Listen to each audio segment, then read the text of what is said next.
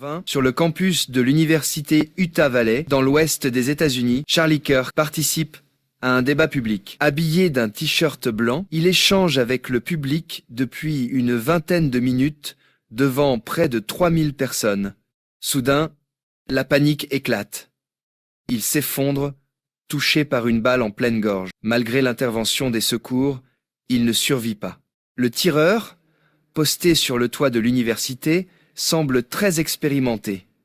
Il vient de tuer l'un des visages les plus connus du mouvement conservateur américain.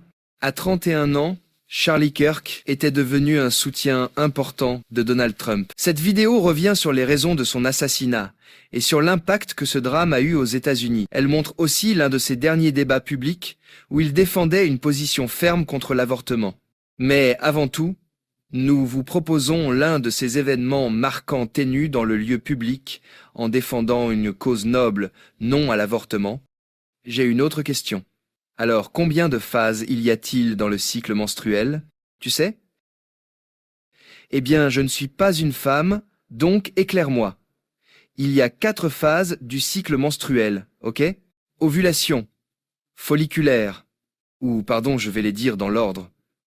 Menstruation, folliculaire, ovulation, et phase lutéale.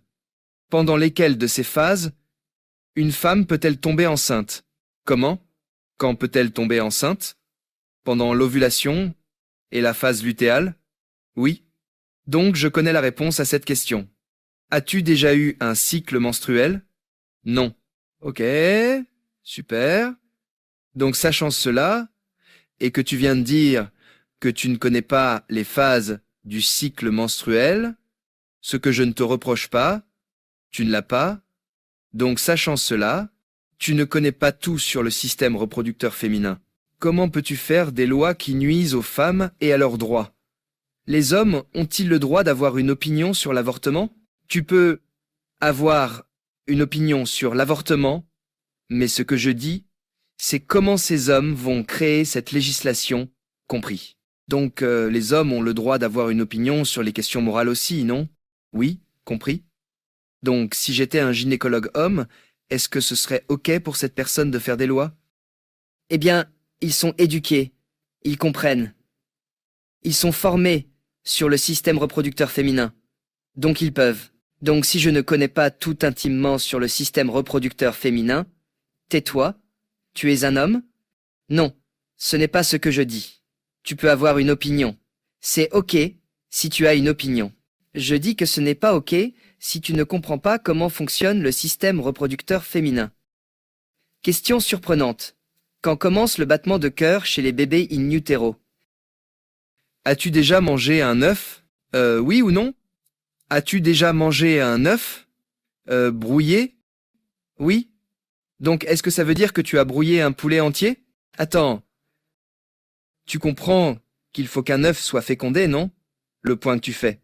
Donc, puisque nous faisons un quiz sur le développement humain, alors quand exactement les battements de cœur commencent-ils in utero?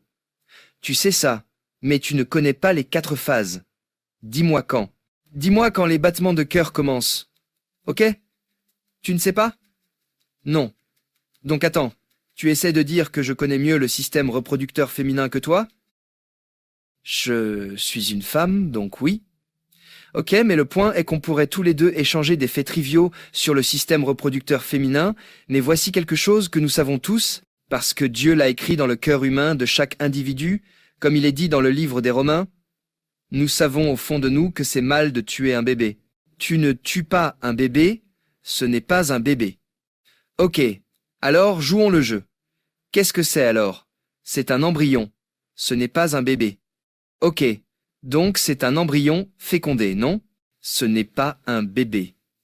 Alors, à quel moment cela devient-il un bébé? Quand il est né.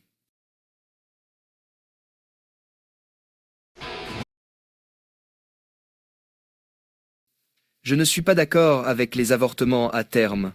Attends, mais tu as dit que ça devient un bébé quand il est né. Alors pourquoi avoir des limites d'avortement avant la naissance? Je pensais que ce n'était qu'un embryon. Donc les droits de l'embryon? Non. Les droits de l'embryon n'existent pas. Alors, où tracerais-tu la ligne pour l'avortement? Et pourquoi? Et selon quelles normes morales? Il y a des raisons médicales de ne pas avoir un avortement. Ce n'est pas la question. Ce n'est pas la question. Tu viens de me demander pourquoi je ne ferai pas un avortement à terme pour des raisons médicales. Ok, donc à 29 semaines, le bébé est presque entièrement développé, peut reconnaître la voix de sa mère, a un battement de cœur, des ondes cérébrales. Est-ce ok d'avorter ce bébé? Je n'aime pas. Ce n'est pas ok.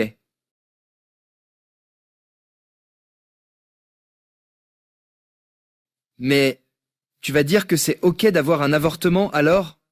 Je ne comprends pas ce que tu essayes de dire. Ce n'est pas ok d'avoir un avortement. Jamais. Et à 3 semaines? Correct.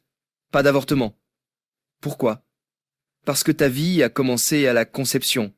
Qui es-tu en tant qu'individu? De ta couleur de peau à la couleur de tes yeux, tes goûts, tes dégoûts, ton tempérament? Tout. Je ne suis pas un embryon. Je suis une personne. Attends une seconde. Mais ça a commencé avec quelque chose appelé acide désoxyribonucléique. Et ton propre ADN individuel a commencé au moment où l'ovule et le spermatozoïde se sont rencontrés. C'est là que ton voyage a commencé. Et donc, à partir de ce moment précis, la vie commence. Pas à la naissance, pas au premier mot, pas au premier pas, mais quand ton ADN, qui est ce que tu es réellement, tu es ton ADN. Chaque cellule de ton ADN est codée, XX ou XY. Elle est codée avec toutes tes caractéristiques et attributs uniques que Dieu, nous croyons, a individuellement créés pour le reste de ta vie. Ça ne se produit pas à 8 semaines ou 10 semaines. Charlie Kirk a rapidement gagné en influence. Son mouvement, Turning Point USA, lancé à 18 ans, vise à mobiliser les jeunes conservateurs. Il défend des idées claires. Pour les armes, contre l'immigration, contre l'avortement, et pour une vision traditionnelle de la famille. Grâce à son talent de communication et à sa présence sur les réseaux sociaux, il devient une figure incontournable.